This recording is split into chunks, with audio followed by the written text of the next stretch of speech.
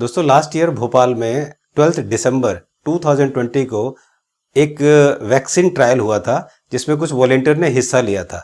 उनमें से एक वॉलेंटियर की 21 दिसंबर 2020 में डेथ हो जाती है। उसके बाद से कई लोग उस वैक्सीन पर सवाल उठाते हैं। इस सवाल के जवाब में भारत बायोटेक ने सफाई देते हुए बोला कि उसकी वैक्सीन से मौत नहीं हुई, क्योंकि जितने भी वॉलेंटियर थे उसमें हमें नहीं पता कि किसको वैक्सीन दी गई और किसको प्लेसिबो दिया गया। इस घटना का पूरा लिंक मैंने नीचे दे दिया है, आप इसे पढ़ सकते हैं डिस्क्रिप्शन में लिंक में जाकर। इस घटना के बाद जो एक शब्द निकल कर आया वो है प्लेसिबो। जी हाँ दोस्तों, तो आइए समझते हैं कि वैक्सीन के अलावा ये प्लेसिबो क्या है। दोस्तों, दवा, वैक्सीन या किसी अन्य तरीके से किए गए फेक ट्रीटमेंट को प्लेसिबो बोलते हैं।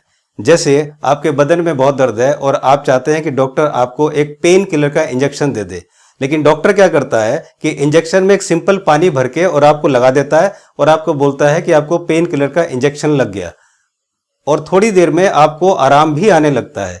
तो ये जो है इसको बोलते हैं प्लेसिबो इफेक्ट। दोस्तों, प्लेसिबो इफेक्ट पर रिसर्च करने वाले अमेरिका के बेथ इजराइल डाकोनेस मेडिकल सेंटर के प्रोफेसर ट्रेड कपचुक ने हार्वर्ड हेल्थ को बताया कि प्लेसिबो का प्रभाव एक तरह से सकारात्मक सोच है जो हमारी बॉडी और हमारे ब्रेन के बीच में एक मजबूत संबंध बनाता है। प्लेसिबो एक्चुअली किसी बीमारी को ठीक नहीं करता, लेकिन आपके दिमाग में इसका भ्रम डालता है कि आपकी बीमारी ठीक हो रही है। इस रिसर्च पेपर का लिंक भी मैंने नीचे दे दिया डिस्क्रिप्शन में, आप इसे पढ़ सकते हैं। दोस्तों, अब मैं न्यूज 18 हिंदी के हवाले से एक खबर आपको दे रहा हूं जिसका लिंक मैंने फिर डिस्क्रिप्शन में दे दिया है, आप इस न्यूज को पढ़ सकते हैं। दोस्तों, 15 अप्रैल 2021 यानी 3-4 दिन पहले ही ग्वालियर एमपी में एक बस हाईवे पर जा रही थी।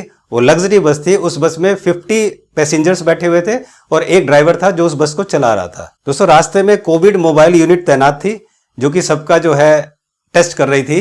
तो उस यूनिट ने उस बस को रुकवाया और उसमें से जितने भी 51 लोग थे सबका एंटीजन टेस्ट किया गया, और इस टेस्ट के बाद पता लगा कि 51 में से ड्राइवर को मिला के 6 लोगों को, मीन्स एक ड्राइवर और 5 और पैसेंजर को मिलाकर इन 6 लोगों को कोरोना पॉजिटिव आया। लेकिन इन सभी 6 लोगों में किसी भी तरह के कोरोना के कोई लक्षण नहीं थे, तो उन सब लोगों को आइसोलेशन में घर भेज दिया गया। दोस्तों, जैसी ही ये खबर बस में बैठे हुए लोगों को पता चली, बाकी जितने भी लोग बैठे थे उनको जब पता चला कि बस में से 6 लोगों को कोरोना था, तो उसके बाद सब लोगों को घबराहट, बेचैनी, सिरदर्द और बेहोशी छानी शुरू हो गई और वो सारे लोग परेशान हो गए।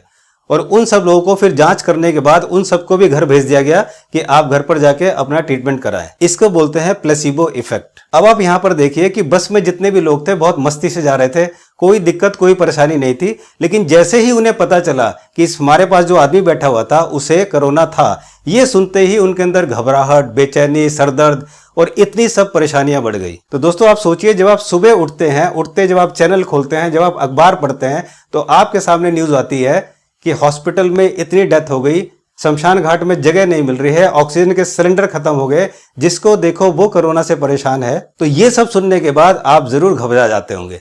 और अगर आप अपने दोस्त यार से फोन पे बात करने के लिए, अपना मूड भी चेंज करने के लिए फोन पे बात करेंगे, तो जैसे ही कॉल करेंगे फिर कोरोना की ट्यून आपको कुछ सेकंड तक परेशान करेगी। और ऐसे में दोस्तों, ये जो मौसम है, जब चेंज होता है, मौसम चेंज होते ही आदमी को सर्दी, जुकाम, बुखार होने लगता है, तो उसको एंग्जाइटी, स्ट्रेस और ये सब होने लगता है कि कहीं हमें कोरोना तो नहीं हो गया। क्योंकि दोस्तों, एंग्जाइटी, स्ट्रेस और टेंशन की वजह से हमारे शरीर में बैड हार्मोन्स रिलीज होने लगते हैं और जिसकी वजह से इतनी सारी परेशानियां बढ़ जाती हैं। मैं ये सब इसलिए जानता हूं दोस्तों क्योंकि 2019 में जब मैं एक हार्ट का पेशेंट था और जब मुझे ये दिक्कत परेशानी होती थी, तो सबसे पहले मेरे सांस लेने में दिक्कत होती थी, और जैसे ही मुझे सफोकेशन होता था, सांस में दिक्कत होती थी, तो मैं एकदम से मेरी हालत खराब हो जाती थी। तो यही मैं सोच रहा हूं कि ऐसा जरूरी नहीं है कि जो लोग केवल कोरोना के पेशेंट हैं उनको ही सांस में दिक्कत होगी।